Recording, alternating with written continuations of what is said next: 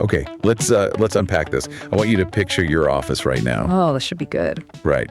Because maybe it's, a muddy trailer on a job site with plans taped to the walls, or maybe it's a corner office at your headquarters.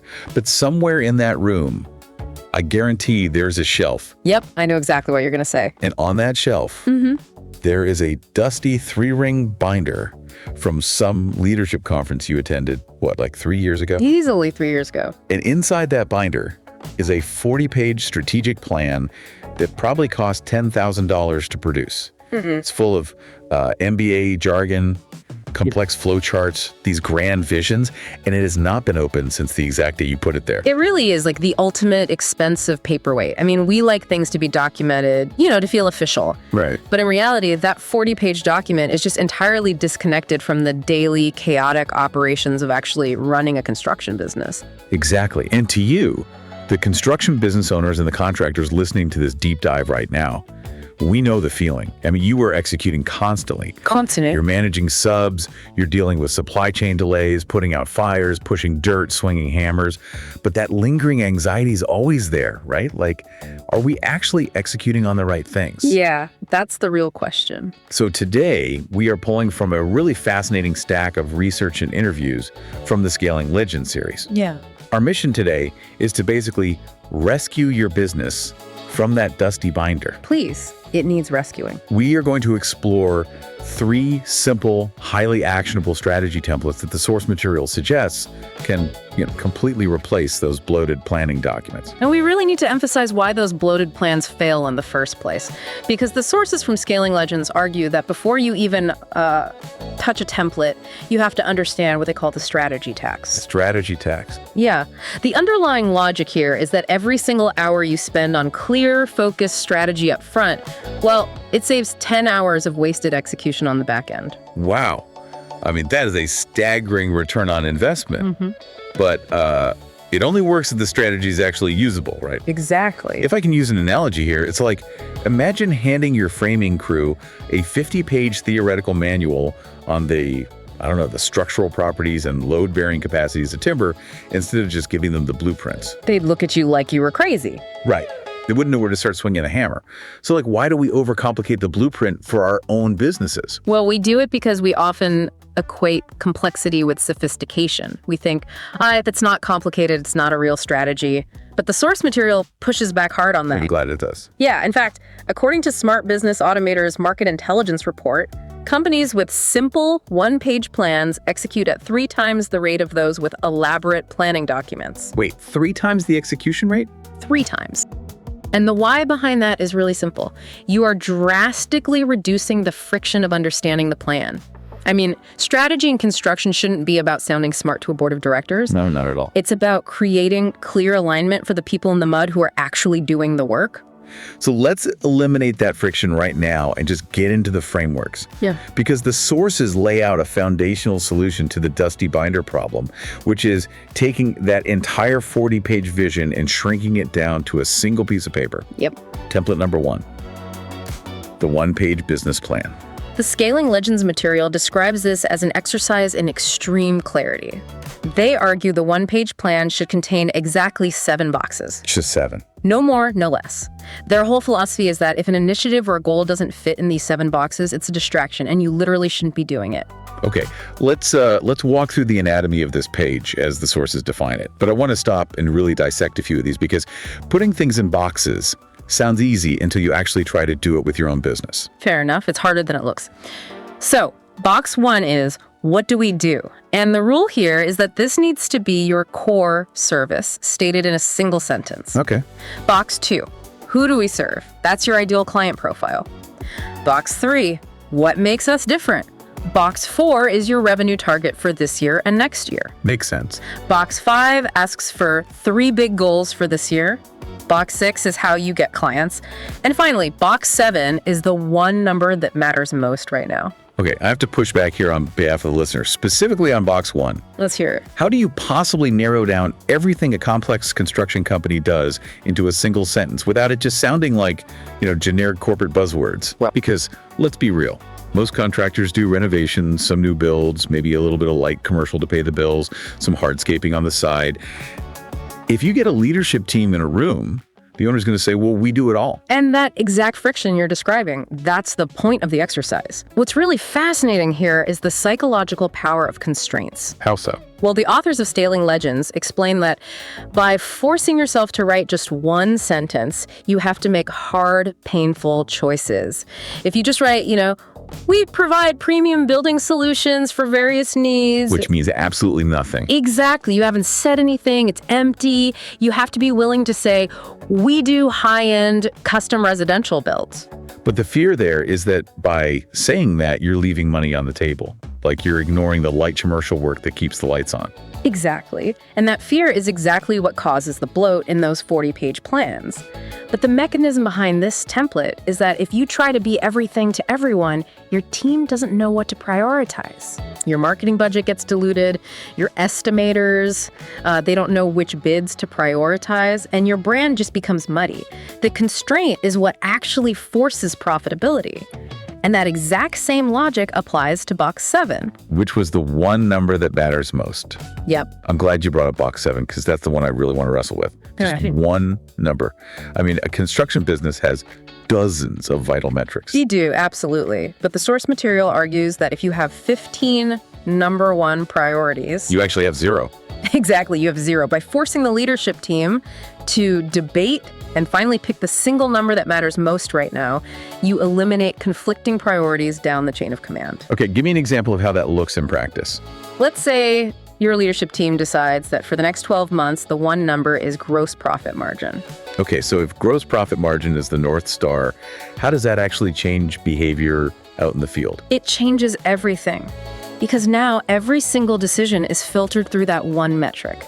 When the estimating team is looking at a massive, flashy project that will bring in a ton of top-line revenue but has terrible margins, they know to pass on it. Because it doesn't serve the North Star. Right. And when a project manager is deciding whether to, say, pay a premium to expedite materials or just wait a week, they filter it through how it impacts the gross profit margin. It just creates this universal decision-making framework. It's pure team alignment. I love that. Yeah. You print this single page out, you hand it to your leadership team, and suddenly everyone is rowing in the exact same direction. Exactly. The estimating team isn't bidding on strip malls if box 2 says your ideal client is a custom home buyer. Yeah.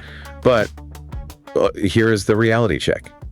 A one-page plan, as powerful as it is inherently a high-level vision. Sure. It covers the whole year. And in the construction industry, a year is an absolute eternity. Which brings us to the second framework the sources outline, because a year is way too long to maintain a sense of urgency on a day-to-day basis. The Scaling Legends material really emphasizes that you have to transition from that high-level annual vision to medium-term boots-on-the-ground action. This is where strategy actually becomes execution. Enter template number 2. The 90-day execution roadmap. That's the one. Let's break this down, because if the one-page plan is the destination we're driving toward, the 90-day roadmap is the vehicle actually getting us there. How do the sources structure this? The method they suggest is beautifully straightforward. You look at those 3 big goals from box 5 of your one-page plan, and you pick 3 rocks for the next 90 days. Rocks, I like that terminology, meaning they are heavy, they're foundational priorities, and they don't move easily. Right. And for each of those 3 rocks, the framework requires you to assign 5 to 7 specific milestones. Okay. Each milestone must have a hard due date, and crucially, it must have a designated owner, like someone's actual name is written next to it. The rhythm they suggest is reviewing this roadmap weekly and adjusting it formally every month. It's just like the physical phases of a build. You can't pour the roof while you're still digging the basement. Exactly. If you try to look at an entire multi-year project schedule all at once, you're going to get overwhelmed and paralyzed. Yeah. You have to focus on the foundation first. That is your next 90 days. But I do have to ask, why specifically 90 days? Why not a 6-month sprint or, I don't know, a monthly plan? The sources are very deliberate about this time frame. According to Smart Business Automator's Market Intelligence Report, 90-day planning cycles significantly outperform annual plans because they hit a very specific psychological sweet spot. What's the sweet spot? Well, it creates immediate urgency. 90 days is close enough that you feel the deadline looming, so your team really can't procrastinate. But it also allows for crucial market adjustments. Oh, that's huge in construction. Right. Think about the reality of your job. job sites. Supply chain costs fluctuate wildly, lumber prices spike, labor availability shifts, or, a key subcontractor just walks off the job. Which happens all the time. All the time. If you are locked into a rigid 12-month operational plan, you will break when the market shifts. A 90-day cycle gives you structured permission to pivot. Okay, that makes total sense. So we have the one-page plan as the destination, the 90-day roadmap as the vehicle. But if you're driving a vehicle, you need to know how fast you're going, if the engine is overheating, or if you're about to run out of gas. You definitely need a dashboard. Exactly. Okay. Which brings us to template number 3 from the sources, the weekly scorecard. This isn't the steering wheel, this is the gauge cluster on your F-150. You don't need to know how the transmission was built, you just need to know if the check engine light is on. We're moving to the granular weekly level to make sure we don't crash. Exactly. And the framework Scaling Legends lays out is incredibly strict on this part. They argue the weekly scorecard should consist of exactly 5 numbers. 5. Not 50, not 15, 5. And their philosophy is that you review these 5 numbers every single Monday morning, without exception.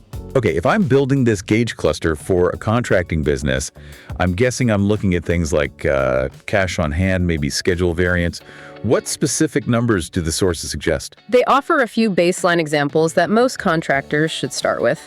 Leads generated, proposals sent, close rate, cash in the bank, and jobs in progress, which is often called WIP, or work in progress. Now, wait a minute. I'm going to push back here again, and I'm channeling every listener who is currently sitting in a truck just surrounded by paperwork. I can see them now. If I'm a contractor, I'm already drowning in RFIs, permits, submittals, and payroll processing. Isn't adding a mandatory weekly scorecard tracking session just creating more administrative busy work? It's a very fair question, and the authors of Scaling Legends address this directly. They argue we have to radically reframe what busy work actually is. Okay. Busy work is spending 4 hours digging through emails trying to figure out why a project is delayed. Tracking these 5 numbers, they argue, is pure survival. Yes.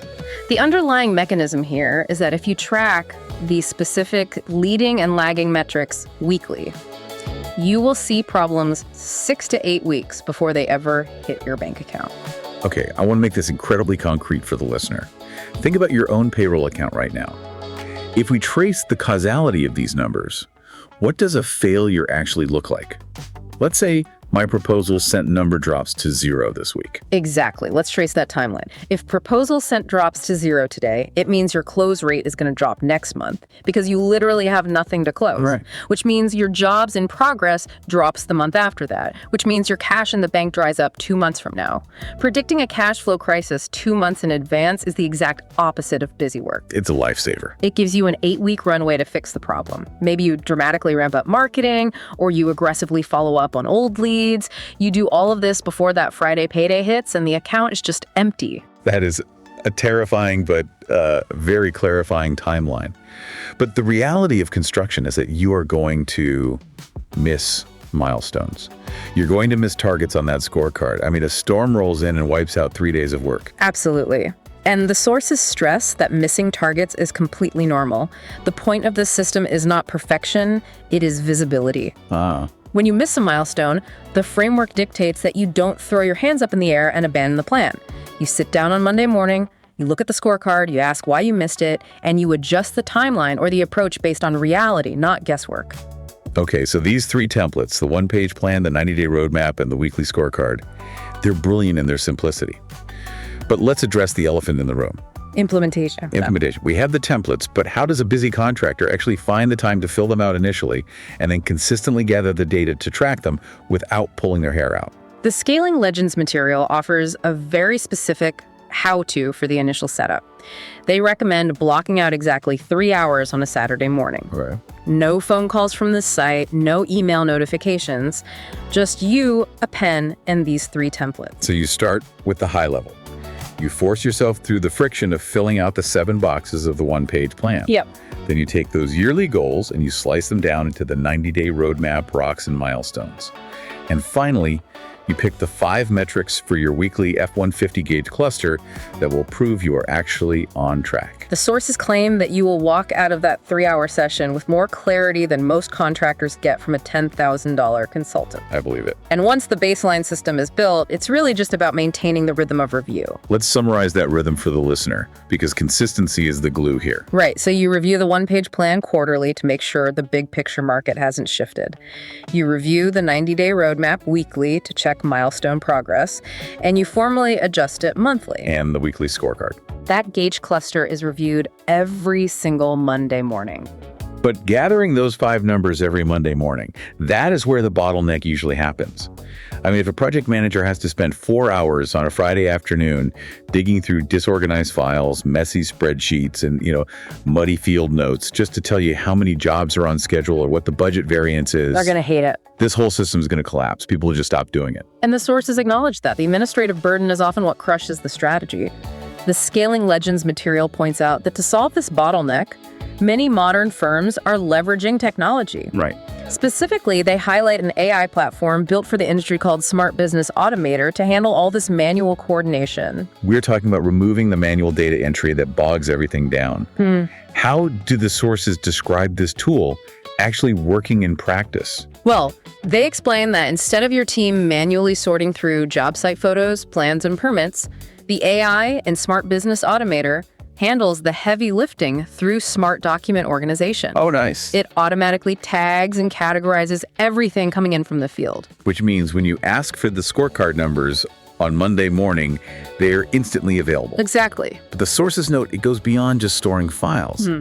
It actually acts like an AI project assistant. It does. I mean, think about the dreaded daily logs. Oh, the worst. Instead of project manager sitting in the trailer at 6 p.m. writing up long field reports, the platform turns field notes and meeting discussions into clear daily log summaries with key takeaways and action items. It extracts critical details directly from the specs and drawings. And here's where it gets really interesting for me. The material mentions it can generate draft RFI responses based on historical context and existing project records. It's amazing. Anyone listening knows how much time is wasted just typing up RFIs. And it even has schedule risk detection, actively reviewing project activity to flag bottlenecks before they blow up the timeline. Exactly. And to pull this back to the weekly scorecard, the platform provides automated budget and variance insights. It spots cost movement trends instantly. Furthermore, the sources point out that it connects directly to your existing accounting and ERP software via API. Okay, let's pause and do a quick translation for anyone who isn't a software developer. Yeah. An API is basically a digital bridge that lets 2 different pieces of software talk to each other automatically. Right. And an ERP is essentially the central nervous system of your business. Software handling, accounting, inventory, all of that. So by connecting them, we're talking about completely eliminating double data entry. Precisely. Your project managers aren't spending their time doing data entry. They are actually managing the projects and the people. They can handle more jobs without drowning in admin work. Right. If we connect this to the bigger picture, using tools to automate change order impacts and spec checking gives leadership the exact real-time visibility they need to populate that weekly scorecard effortlessly. Which brings us full circle. Yeah. You involve your team. You share that one-page plan with leadership. You let them build their own 90-day roadmaps that align with your vision, and you use the tech stack to track the weekly scorecard without the headache. Yep. When everyone is rowing in the same direction, with total visibility, you would be amazed at how fast things move. It completely eliminates the strategy tax. You aren't wasting hours executing on the wrong things because the plan is simple, visible, and constantly updated based on reality. The ultimate takeaway from these sources is clear. Bloated, MBA jargon-filled strategy documents simply do not work in the mud and chaos of construction. They belong in the dusty binder. They really do. Clarity, simplicity, and consistent visibility, that is what actually gets the job done. It really is that straightforward.